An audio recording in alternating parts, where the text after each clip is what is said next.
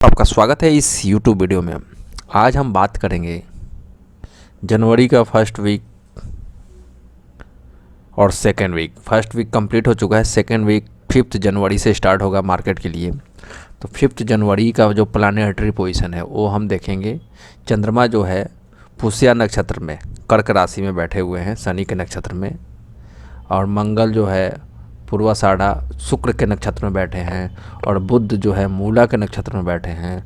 बुध जो है धनु राशि के 10 डिग्री पे हैं, और सन जो है सन आपके धनु राशि के 20 डिग्री पे हैं। ये 10 डिग्री का डिफरेंस पीछे बुध बैठे हैं, तो ये कहीं ना कहीं ये अस्त कारक होते हैं। 10 डिग्री के आसपास, 12 डिग्री के आसपास बुध अगर सन के संपर्क में आते हैं तो अस्त हो जाते हैं। तो बुध अस्त काल चल रहा है, चालू हो चुका है।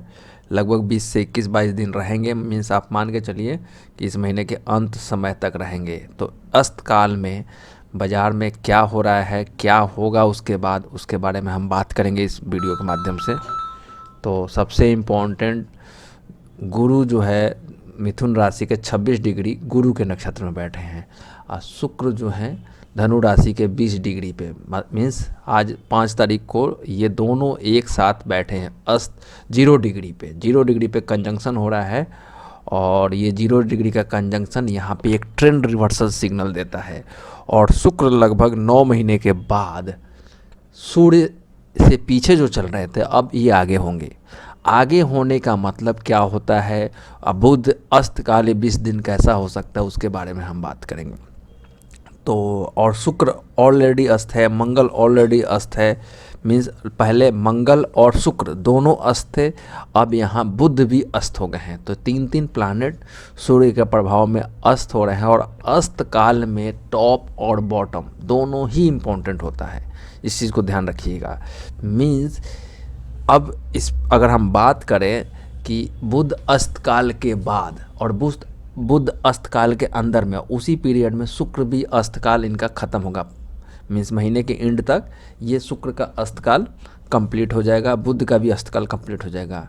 तो इन बिटवीन बाज़ार में अगर स्पेसिफिक हर शेयर को स्पेसिफिक व्यू देना चाहिए, स्पेसिफिक ट्रेंड देखना चाहिए, मीन्स कि कोई स्टॉक टॉप बना रहा होगा, कोई स्टॉक बॉटम बना रहा होगा, तो इस बीच में टॉप और बॉटम बहुत इंपॉर्टेंट हो जाता है। ये हाई लो कटना ज़रूरी होता है आफ्टर अस्तकाल, मीन्स अस्तकाल के बाद। जिनमें भी मीन्स जैसे शुक्र जो है, मेरे हिसाब से शुक्र अस्तकाल में, जैसे कि एक स्टॉक है, मैं खरीदने बेचने का सलाह नहीं दे रहा हूँ, जैसे आईटीसी इस पीरियड में जो बॉटम अच्छा खासा वोलेटाइल रहा, एक अच्छा 10-15-20% का करेक्शन दे करके यहाँ पे आ रहा है, ये क्या कर सकता है। तो इस पीरियड में ये बॉटम कहीं ना कहीं मार्क हो जाना चाहिए, ये अगले कई सालों तक नहीं कटेगा। तो यहाँ पे आप इस तरीके से, मैं एग्जांपल के तौर पे बोल रहा हूँ, मैं खरीदने बेचने के बारे में नहीं बोल रहा हूँ। तो ये बॉटम और बहुत सारे स्टॉकों का इस बीच में टॉप जो बन रहा होगा वो मार्क हो जाएगा, अगले कई महीनों तक नहीं कटेगा। तो इस चीज़ को ध्यान रखिए।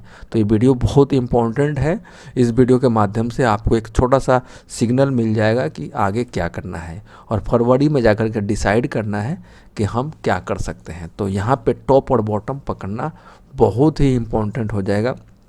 WD गैन एंगल के हिसाब से भी यहाँ पे एक इम्पॉर्टेंट टाइम साइकिल मैच हो रहा है, और WD गैन एंगल के बारे में जानना हो तो आप हमसे कनेक्ट हो सकते हैं। तो सिंपल सा 5 तारीख का जो प्लानेटरी पोजीशन है, शुक्र 0 डिग्री पे बैठे हैं, सन और शुक्र दोनों एक साथ। बुध का अस्तकाल का पहला ट्रेडिंग सेशन होने वाला है, मंगल का अस्तकाल ऑलरेडी ट्रेड हो रहा है, मंगल अस्तकाल में ही बहुत दिनों तक रहने वाले हैं, लगभग अप्रैल मई तक। तो ये पीरियड बहुत ही इम्पोर्टेंट है। फ़िलहाल ये 2 प्लानेट जो है जनवरी तक अस्तकाल जब कंप्लीट हो जाएगा तो कहीं ना कहीं एक ट्रेंड रिवर्सल सिग्नल दिखेगा, और यहाँ पे 0 डिग्री पे बॉटम मिलना, कहीं ना कहीं उस बॉटम को मार्क कर लेना चाहिए। अगले 10-15 दिन के बाद उसमें रिवर्सल भी आ सकता है। ऐसे बहुत सारे स्टॉक हैं, उसके बारे में देख सकते हैं। तो इम्पोर्टेंट सिंपल सा इस वीडियो को बनाने के पीछे ये ध्यान है कि ये महीना और इस महीने का कल 5 और 9 तारीख तक ये बीच में कहीं ना कहीं टॉप और बॉटम छूटने वाले हैं, तो उन स्टॉकों पे ध्यान दीजिए। मिलते हैं इसी तरीके के वैल्यूएबल एनालिसिस के लिए। और WD गैन कोर्स से रिलेटेड कोई भी सवाल हो तो आप मेरे व्हाट्सएप पे कनेक्ट हो सकते हैं। Thanks for watching this video. Okay bye.